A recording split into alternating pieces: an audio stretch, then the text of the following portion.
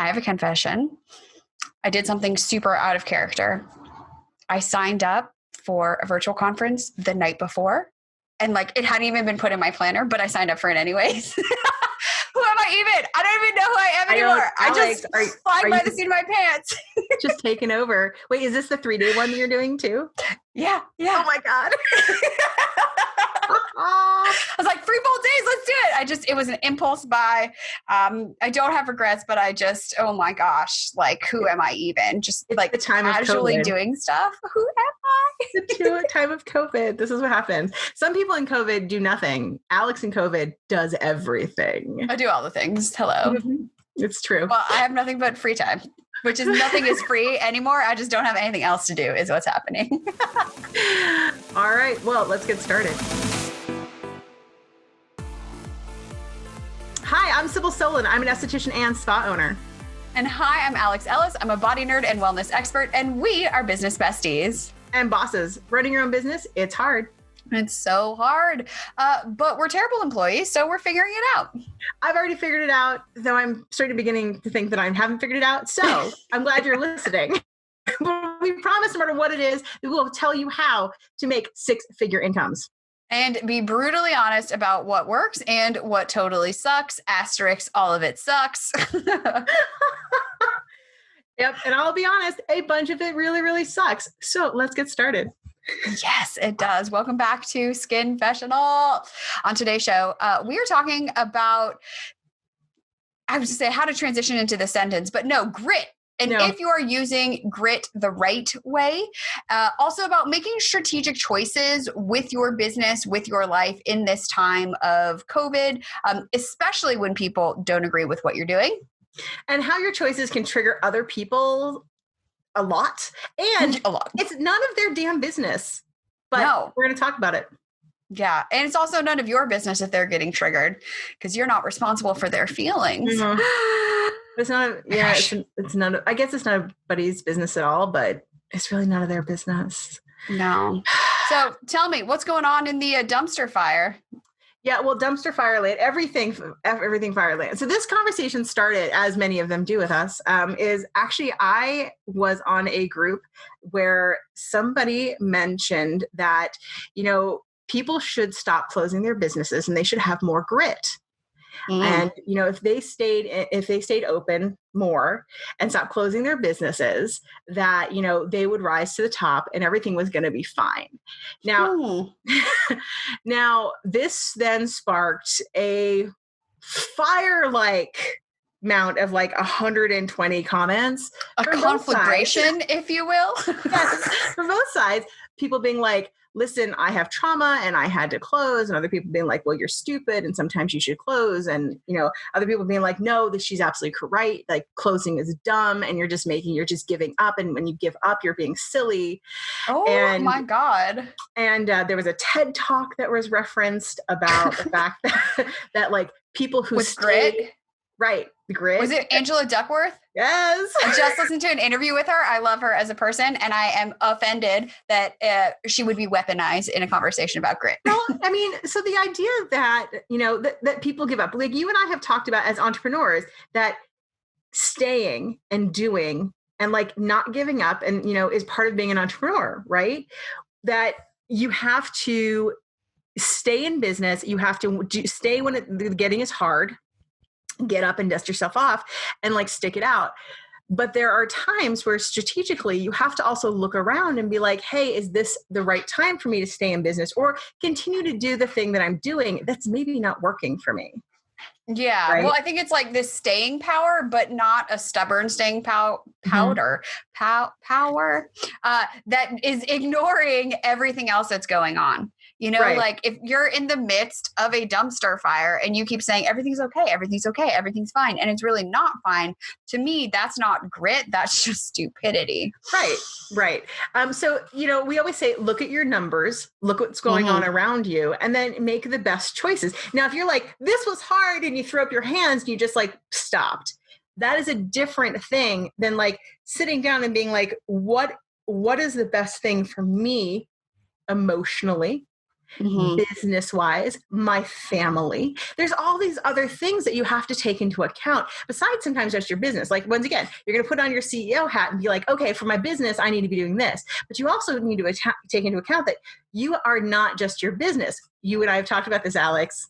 We're not our business. In fact, our lovely guest yesterday, last week? Last week. Mm-hmm. Gosh, where are the days going? I don't know. My brain got last fried. Week was like, hey, remember, you're not your business. Mm-mm. And you got to separate yourself. Very powerful words.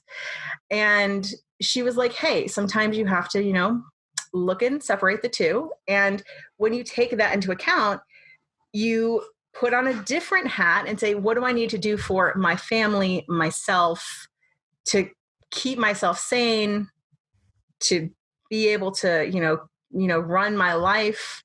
And if that means like you have to, for a time, take a break, that's okay. Mm-hmm.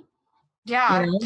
I mean, I don't think that like throwing in the towel when something isn't working is like cowardice at all. I don't think that, it definitely doesn't mean you're a failure if that's, I think it's really like making, like you're saying, making an informed decision about what's best for me and my family and the people who depend on me and the situation I'm in right now, knowing that even the closure of your business is not a failure on your part.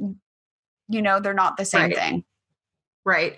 So, Alex, you, as somebody who's failed a bunch of things and has not given up, right? Has not given up, like you've just looked at what you've done strategically and be like, okay, well, that wasn't working. So I'm doing something different or I'm changing it up a bit.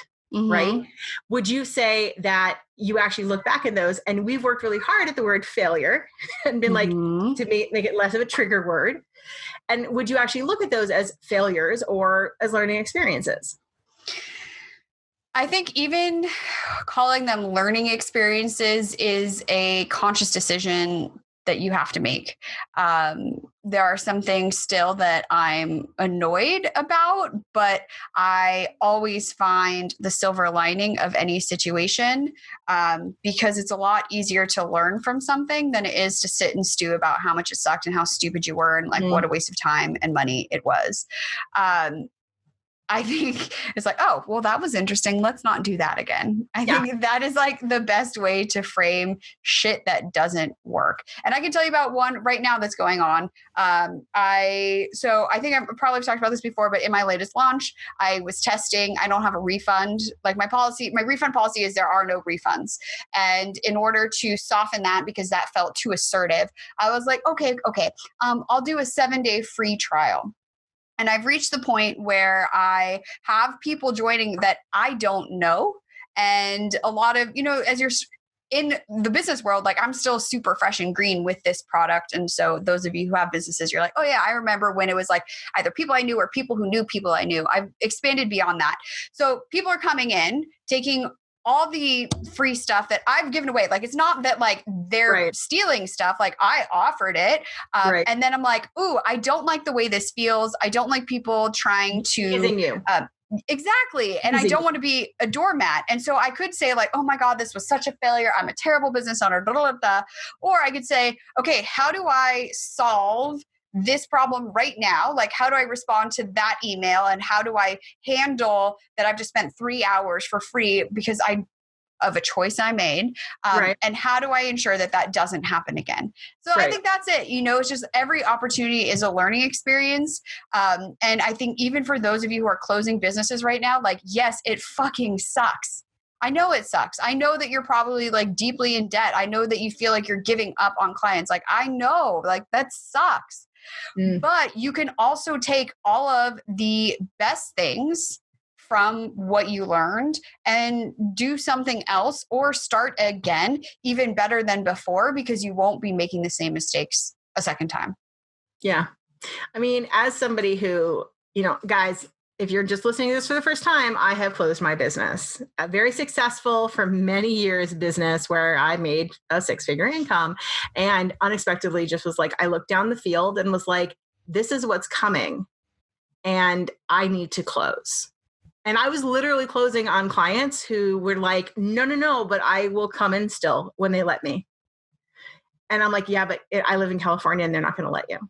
Mm-mm. And so therefore I can't be in business anymore. It's not worth my time. I ran my numbers. I looked at my future and I made the decision strategically that it was time to close. Now, when I read the email where like, you shouldn't close, essentially you're a loser, I was like, okay, well, I mean, for me, I was like, well, you can all just fuck off. You're stupid. But I know that there are people who are in my industry, especially who are very sensitive creatures, and will look at that and be like, oh, they're talking about me, Mm-hmm. you know? And I will look at anybody who's out there and thinks they're talking about me and be like, no, they're not talking about you. They're talking about, they're holding up a mirror to themselves, right? They're holding up a mirror to themselves and they're trying to give themselves a pep talk because they're actually afraid of what they're feeling, right? They're looking also down the field and saying, oh my God, it's coming for me. Right? Like that point too of the fact, like any shit that people say on the internet has very little to do with what you are doing or saying and everything to do with like their own story. So just remind yourself of that. Yeah. Every DM you get, every comment you get, like it's not about you. And you too, like think of yourself before you comment on somebody else's thing. Why are you commenting? Is it because you're trying to control them? Or do you just have lots of opinions? Because I'm telling you, they don't freaking care about all your opinions. Keep your opinions to yourself. I'm sorry. Very triggered today. Unless the opinion is you're beautiful and we think you're magical, because that's what they want to hear. Damn girl, you thick. That's my favorite comment. I accept that every day. We have one of our listeners who constantly is talking about how she does not like to comment anymore because she's like, every time I comment, I just feel like I've commented the wrong thing to somebody, no matter what I say. And she's like, no, I don't like to comment at all. It's just emojis. Emojis are a great form of expression. It's like, because emojis, people will just look and be like, oh, I mean, maybe they meant this or maybe they meant this.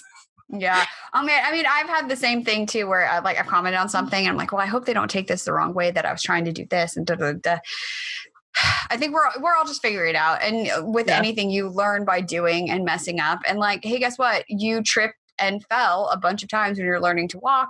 It's going to happen now. Like, I think that perfectionism, that fear of like doing something wrong is the biggest thing that's getting in your way, more so than the economy, other people's opinions, of government regulations. Like, stop being so afraid to fail and just do the thing.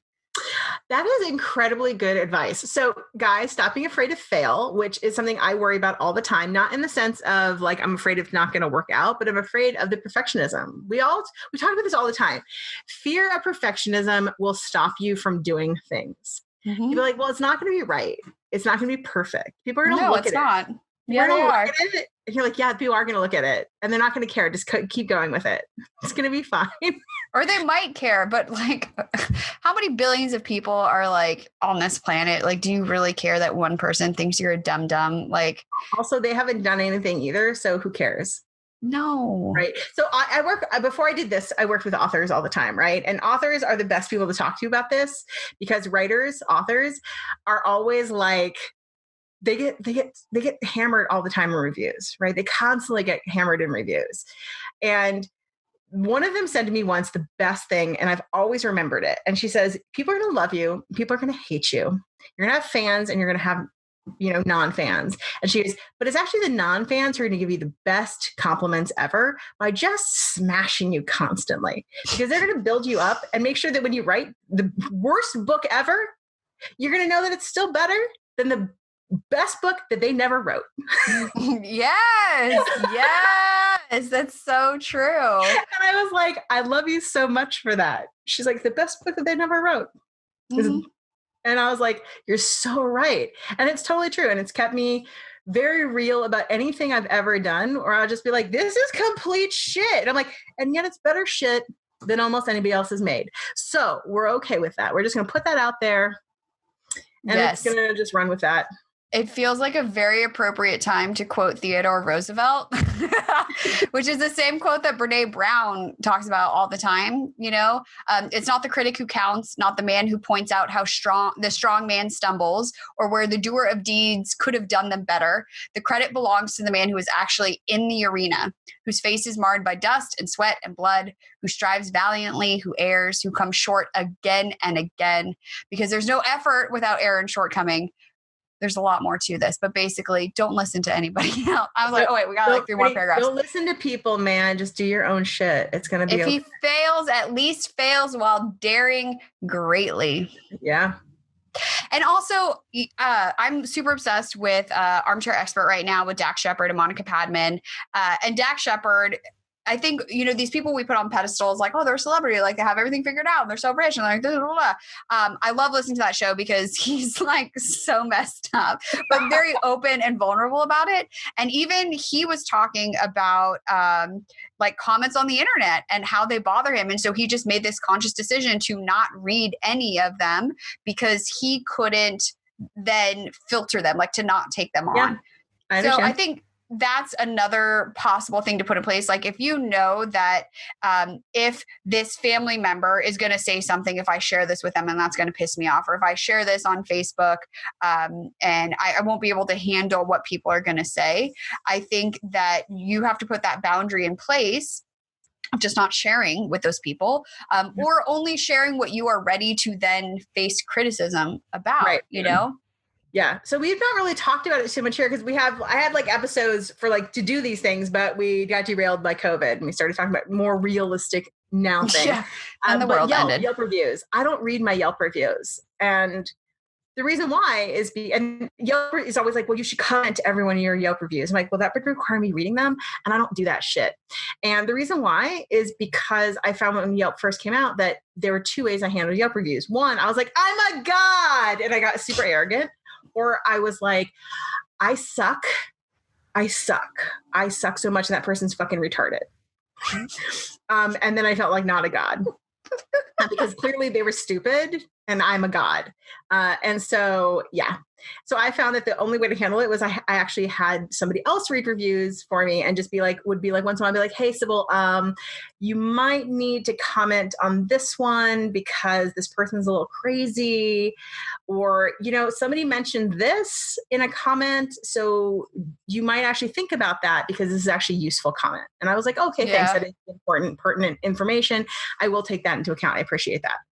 It's a good note, Yeah. I never read my Yelp reviews, but I constantly ask for them.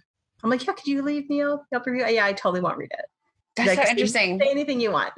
Yeah, Yelp is kind of messed up. I mean, like I'm in my comments all the time and choose to ignore ones. I also get some like weird DMs. And I think the thing that's been most helpful for me has been to like do this. You read the thing and you do a check. Do I actually give a shit about what this person thinks? Yes or no? There is no gray area. It's a yes or a no. And if that answer is no, then I'm like, cool, moving on. If that answer is yes, okay, what can I take from this that is then useful and helpful and I can move forward with? Right. But you can't be absorbing all of it because a lot of it is junk. It's trash. It's a dumpster fire. It is. It's a dumpster fire. So speaking of dumpster fire people, so if you feel, we want to roll around back to judgment. So Alex and I were talking about judging and judgment, and we all have the ability to judge, right? Ability. I think we all have PhDs in judging. I have a PhD in judging. Mm-hmm. Yes. In opinions, forming opinions. I do right here. Right. So understanding them and owning them is something that you need to do. And you need to realize that you do it and not stand apart from it and just close your fucking mouth. Mm-hmm. So it is something that I try very hard to do. I'm very bad at it. I work very hard at it. Like if you ask me my opinion, I'll give it to you, but I'll ask you first. I'm like, are you sure you want it? Because you probably don't. You probably don't want it. But when you are online, especially, you kind of have to go to the point where like, unless you have something nice to say, don't say anything at all. Unless for me, I'm like specifically correcting like just super misinformation. And I cannot seem to undo that. Like, I'm like, no, people do have 5 fingers. Well, there's that. But then you could fall into the land of a family member whom I love dearly, who cannot stand to see things that may be 1% factually incorrect, and then corrects people all over the internet and forms enemies as he goes. So there's always that. I know. So, but and this is one of the reasons also, like, I don't get on the Facebook for these reasons as well. Yeah, exactly. If you're not watching, you should, because Alex just gave the best eye roll. It's meme-worthy eye roll. That's gonna be the freaking still for this. I just already know. Like a meme-worthy eye roll. Oh my gosh. So yeah, understand. So like one of the things that I've been judging about is people not wearing gloves in the time of COVID. But I actually has been judging that for years. So this is nothing new. But now I'm definitely judging. But I don't talk about it to people. I don't like go on people's posts and be like, I see you're not wearing the gloves. I'm interested in your decision to not wear gloves. Is there a reason behind that? Exactly. Also, I noticed you're working in Los Angeles, and yet you're posting all these videos of you doing facials to clients. That's so weird right now. So weird. I mean, how? Super weird right now. There's so many people not working because we're not legally allowed to. Congratulations for you. You must have a special permit. Yeah, no, don't be a jerk. Okay. No, don't be a jerk. Nobody likes a smart ass. Yeah. Just sit quietly and keep your anger and rage in check, because understand that one of the reasons that you probably are angry or is because you're experiencing trauma. You have too much time in your hand. You've been with your family too long. Drink some water. Right. Eat some chocolate, maybe. I don't know. Go for a run, go lift some weights. What else would have people do, Alex? Meditate, journal. Journal.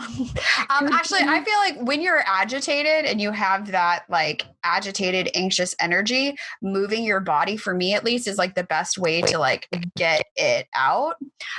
So dance parties, right? Like have like did you watch Dead to Me on Netflix? No, but like Grey's Anatomy have dance parties, guys. They have dance parties. Okay, so on Dead to Me, what I loved is she would put on like screaming heavy metal, like kind of music, and just like that's how she got her energy out. So whatever it is, I think having an outlet and knowing what your outlet is, so that when you feel that you're being triggered, you can go do that thing. Have like your people, like I text you shit where I'm like, can you believe this? Like I have text strings of different people depending on the context of the situation of who I go to. Because if you just doing it yourself, like last night when I texted you, I'm like, this person is trying to take advantage of me and I'm so pissed right now. Like, what do I need to say? And I just needed your calm wisdom. And I literally transcribed your voice memo. That's what I sent today. So yeah, like have your people. And also have your emergency plan in place for when you are about to lose your shit on the internet.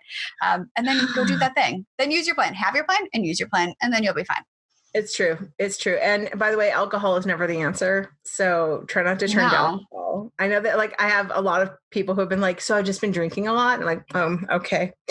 Maybe that's not the answer, but I mean, okay, Shirley's not going to judge you to your face. I'm not judging you, but there's other ways. I'm not going to judge you to your face. To your face. There are other ways that are actually going to help you feel better, to process that energy through your body. And to me, like anything, even eating sometimes is just like, it's such a passive exercise that doesn't, like at the end, I don't feel any better, you know? Currently, I do have to say, I know this isn't your jam, but the new Cardi B and Meg Thee Stallion song, that wet ass P word, I will say that is my jam right now. Like you could say whatever you want to me and I'm just going to put that song on. My husband hates it, but the minute the beat drops, it's like, I can't even say it. It'll take us over the top for explicitness. But have your things, just have your things. Just find it and do it and listen to it. If that's your jam. And just imagine me like this. Oh yeah. I can hear it right now in my head. That's what you need. Do it. Do it. I think go ahead. Follow the people on like YouTube, Instagram, whatever. Like I have people that I follow because they also have like upbeat personalities. And when I'm like feeling super down, I'm like, you know what, that person, whether it's real or not, they're going to make me feel better in my soul. And if there's people too, I think now has also been a wonderful time to just use that unfollow and mute button as much as your heart desires. There is a certain large account on social media that is going through a big life change, aka a divorce right now. And I'm just like so pissed at all of the choices this person is making. So I unfollowed and I walked away, right? Good. You are in control of the content you consume and how it makes you feel. And so if you're getting angry and you are judging people, you can unfollow them. You can walk away. I didn't know this was a problem because I unfollow people all the time. Pretty much if you do 2 posts back to back that I'm not happy with, I just unfollow you. Yeah. Well, every time I saw really stories. Like, oh, and if you have babies, did you have a child? Boom. Immediately unfollow? Yeah. Oh my God, you're pregnant? Oh, you're so gone. I don't want to see pictures of your child. It's out. The truth is coming through. I mean, you get a dog? I want to see more of you. I do. I'm not going to lie. This is a terrible thing to say, and I'm sorry. And all of you parents are probably putting me on your Ouija board or something right now. But there is this weird thing, especially on Instagram, like any influencers, the pregnant ones with kids are like uber super popular. People love that type of content. And I'm just like, come on. Well, it's a certain kind of person. Ready? It's not this. Oh, it's usually a skinny white person who's pregnant. And then it's not me because I'm like, oh no, did you have a baby? Unfollow. Wait, are you pregnant? Oh no. I think Nom Nom Paleo is the only one that I follow her and she has kids. We are being so judgy right now. Listen, I'm not judging. I'm just telling you what I do, which is unfollow. I'm not judging. I was just unfollowing because that was for me. I'm judging. Okay. So I did do, I got this book and I'm just like clapping it up everywhere I go because she's the bomb and I love her. My friend Don Mauricio wrote this book called Mindfulness Meditation for Beginners. We'll link to it. And I spoke to her today about meditation. There's a reason I'm talking about this because the whole point of mindfulness meditation is to practice bearing witness, like watching your thoughts and like being an observer rather than reacting to everything. So even when you feel yourself being triggered, right? A meditation, mindfulness, journaling, like however you want to do it, that gives you a chance to just be like, oh, I noticed that I've taken 3 steps into this party room filled with judgment all over the place. Judgment's pouring. I don't want to hang out right here, right now. I'm going to just take a step out. So I think too, like, as we clearly went down that path a little bit, I mean, you may not have been judging. I was judging hardcore. Say there's no perfection you reach where you end your judgment of all people and you are holier than thou. But I think that we can all do the world and ourselves and our mental health a favor of just hitting that pause button before you comment, of not bringing on other people's trauma and shit that they are trying to dump onto you in their comments. And like, honestly, y'all, stop caring so much about what other people think. It doesn't matter. Even if you like look up to them, if they think you're like a freaking idiot, it doesn't matter. It doesn't matter. If Oprah said that Alex was horrible and a terrible person, it would matter. So it's okay. I mean, it would hurt me, but can we also talk about how Oprah was on Epstein's plane? So like, I don't know. It doesn't matter anymore. I don't know. I don't know. True.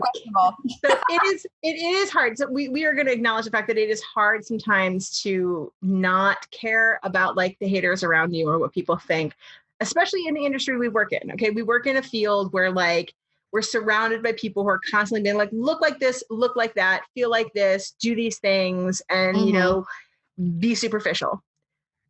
But our job is also to rise above that and also promote the fact that we are better than those things in our clients. And so work on that as well. Yeah. I think just be yourself. Like, honestly, like the best thing you can do for yourself is to care less what other people think. And that's lessons our parents have been trying to teach us, maybe, hopefully, for years. At least mine has. For years. I mean, hopefully. For years. Hopefully, yeah. So, okay, guys. I feel like we've talked about grit, strategically knowing that sometimes it's time to end. How you can know when it's time to end is just looking inside.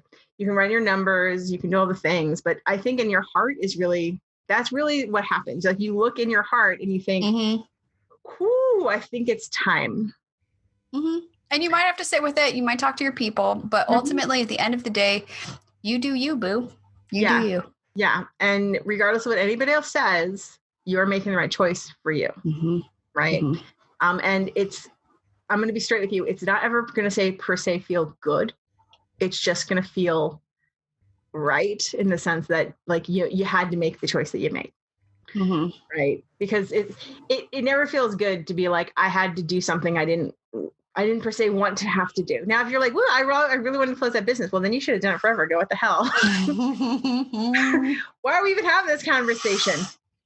But also I want you to remember that you can often look at a business and pivot that business. And we've talked about that a million times. So before you just shut everything down, is there a way that you can actually transition that business into something else? Before you fully shut down, can you just transition it a little bit different and massage it? Maybe you're shutting it down like in studio, but you've moved it to something else. So you're like, hey, I didn't shut it down fully, but I'm doing something else with it. Okay? One word, memberships. Memberships. So like that's what I'm trying to learn. Fitness club right now. Yes. So, and maybe you're not behind a table anymore, or maybe you are doing something completely different. Who knows? Maybe you're just going to an online store. Maybe you're coming to realtor. I don't know, but do something and it's okay either way. Yep. And shut out the haters. It's going to be okay. And if you're hating on people, shut the hell up. Get out of here. Get out. Nobody likes a smart ass. Okay. Right? Get out. Also, like if you are like judging other people, hey, they're your like peers. Try to support them and be like, I'm sorry that you have to close. It really sucks. It must be hard. Right? Is there anything I can do for you? Empathy? What? Can you imagine this as like a death of their child? Because it is. Like try to put yourself in their shoes and be more empathetic. Oh my God, we're healers. Be empathetic. Oh my God. All Amen right. to that. Jesus, Mary and Joseph is what my mom would say. My mom is. Do you know it's 111 degrees today in Las Vegas? Ew. Why did you move there? I don't, because it's really apparently very cheap. And I do have a nice house. You do. I do. You do. But it's hot. It's very hot here. We'll keep talking about the heat here. I guarantee it. But it's a dry heat. It's a dry heat. And then the people send me pictures of like the guy on fire. I haven't sent you. I'm going to post that in the show notes, but it's hysterical. It's a dude walking out and he's like on fire and it's like, but it's a dry heat. Yeah. I know. Also, it's like, go ahead.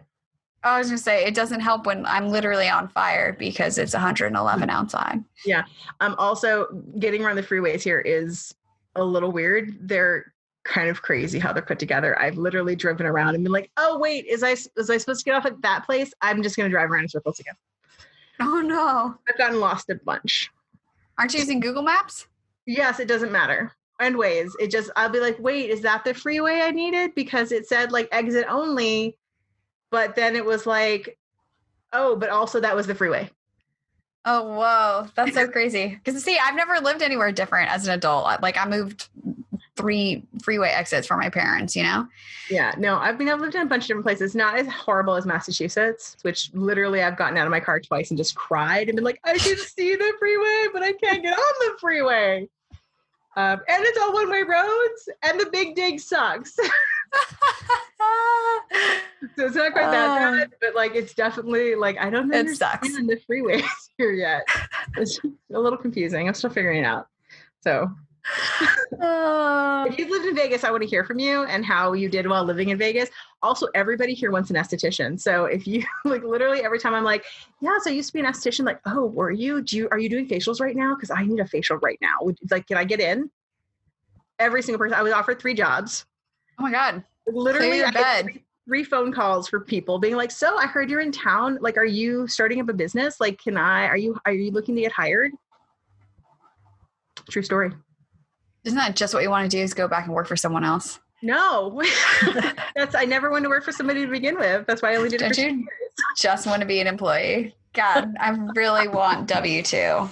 I want someone telling me what to do and when to be there. I mean, but yeah, no, like seriously, that's if you are an esthetician, you're listening and you're like, oh my God, I wish I had a different job. Las Vegas is a place they're desperately seeking estheticians. Interesting. Very much so. They're desperately seeking estheticians in Las I mean, Vegas. of all places also though to live, like, okay, yeah, the heat sucks, but cuisine and entertainment and all that, you have everything. The food is amazing and people are so freaking nice. My gardener today was so freaking nice. He's like, oh my God, is there anything I can do for you before I come over? Like, do you need to pick up any food or anything on the way? Oh my God. And this is just how every single person has been. So how I got my gardener is this girl who was on Nextdoor was like, hi, so I heard that you had boxes that you wanted to get rid of. I'm like, yeah, I was going to bring them down to you. She was, well, can I come pick them up? Because I just am moving and I need boxes. I'm like, yeah, come pick them up. And so we got to talking and we started hanging out. So the next time she came by, she brought Mexican food from her mom. Hell yeah. Tamales. And she picked up more boxes. And then she was like, yeah, I noticed your garden's looking kind of sad. Did you need a gardener? Because I know a guy. And I was like, I could use a gardener. Oh my God. That is so like not LA. That's insane. And that's how every single person has been so far. Like when I was standing in line, I had like 2 items and the girl in front of me looked over. She goes, do you want to come in front of me? Because I have like a bunch of stuff. What is this alternate universe you live in? Oh my gosh. I was like, are you sure? She's, yeah, I got like, and her bunch of stuff, by the way, was like 14 items. It's not like you don't have a cart. I was like, thank you so much. She goes, yeah, it's fine. You just have like 2 items. Wow. All right. So lessons learned. We all need to move to Vegas, and I will consider when the buffet at Caesar's Palace opens back up. Yeah, and apparently everybody here is from either New York or Los Angeles, from what I can tell. Everybody's moved from Los Angeles or New York, and it's just like happy to be here and be away from Los Angeles or New York. Yeah, they know how good they have it. They're not judging because they're like, this is great. This is so much better than those dumpster fires. Like, we can just be happier here and like nice people. We can just let that all go. So yeah, but yeah, the cuisine here has been amazing. Like I've had like 4 meals and they've all been incredible. Making me hungry. Yeah, I know. All right, guys. So thanks so much for listening to our show today. I know we're kind of all over the place, but I don't know. It's kind of an all over the place world right now. Yes, it is. All right. So hit us up on the socials, ask your questions, let us know how your judgment detox is going. There is actually, we'll put in the show notes as well, a book called Judgment Detox by Gabby Bernstein. Haven't finished it. So good. But it exists. So if you need some extra assistance, so hit us up. What? Did you read that? Part of it. And then I stopped because then I started reading some murder books and I got really into those. I did read Judgment Detox. You can get it from your library. Almost every library has it, FYI. If you don't want to buy it, but you just want to borrow it. Yes, it's been out for a while. Yeah. So at your skin fitness expert, Sybil, I am at Hala Famala. The show is at Skinfessional, or you can call us on the Skinfessional box at 818-473-5277. So until next week, keep your secrets to yourself. Unless you're telling us. Okay, bye.